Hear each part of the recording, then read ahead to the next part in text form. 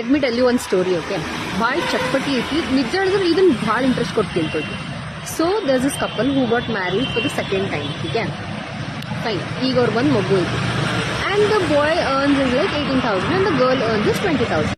ಈಗ ಮಷ್ಕಿರಿ ಇದಂದ್ರೆ 18,000 ಹುಡುಗ ಏನು ಅರ್ನ್ ಮಾಡ್ತಾರಲ್ಲ, ಆ 18,000 ಈ only 7,000 for his family and rest all money he is literally giving for himself. ಹುಡುಗಿದೇನಂದ್ರೆ ಅಕ್ಕಿನೂ ಅದ ಸೇಮ್ ಮಾಡತ್ತ. ಸೊ ಇದ್ರಲ್ಲಿ ಮಷ್ಕಿರಿ ಏನಂದ್ರೆ ಅಕ್ಕಿ ಅರ್ನ್ ಮಾಡೋ ರೊಕ್ಕದಲ್ಲಿ she gives around 10,000 to his family and 10,000 ಅಕ್ಕಿನ ಖರ್ಚ ನೋಡ್ಕೋಬೇಕು, ಪ್ಲಸ್ ಮಗುದು ಖರ್ಚ ನೋಡ್ಕೋಬೇಕಂತ. ಮತ್ತು ಇವ ಏನು ಮಾಡಕತ್ತಾನ, only for the name sake is father, that's it.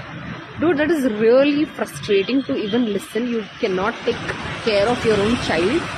ಬರೀ ನೀನಿನ್ ಫ್ಯಾಮಿಲಿ ಕೊಡಕತ್ತಿ ಆ್ಯಂಡ್ ಹುಡುಗಿಗೆ ನೀವು ₹1 ಖರ್ಚು ಮಾಡಕತ್ತಿಲ್ಲ, ಪ್ಲಸ್ ಆ ಮಗುಗೂ ಏನು ಖರ್ಚು ಮಾಡತ್ತಿಲ್ಲ. I hate such kind of men. Okay, ನಂಗೆ ಅರ್ಥ ಆಕೈತಿ, ಹುಡುಗಿರು ಇನ್ವೆಸ್ಟ್ ಮಾಡ್ಬೇಕು, ಹುಡುಗರು that's totally fine. But you being a father, what are you doing? ಎಲ್ಲ ರೊಕ್ಕನೇ ನಿನ್ನೆಲ್ಲ ಖರ್ಚು ಮಾಡ್ಕೊಳತ್ತಿ, ಅದು ಬಿಟ್ಟರೆ ನೀನು ಫ್ಯಾಮಿಲಿ ಕೊಡಕತ್ತಿ. ಅದು only for your family indeed, not even for the girl. Let me clearly diaper ಅಂದ್ರೆ ಎಜುಕೇಶನ್ ಅಂತ ಪ್ರತಿಯೊಂದು ಖರ್ಚನಾಗಿ ನೋಡ್ಕೊಳತ್ತಾರ. That is much more frustrating than anything. Girls, this cares a shit out of me.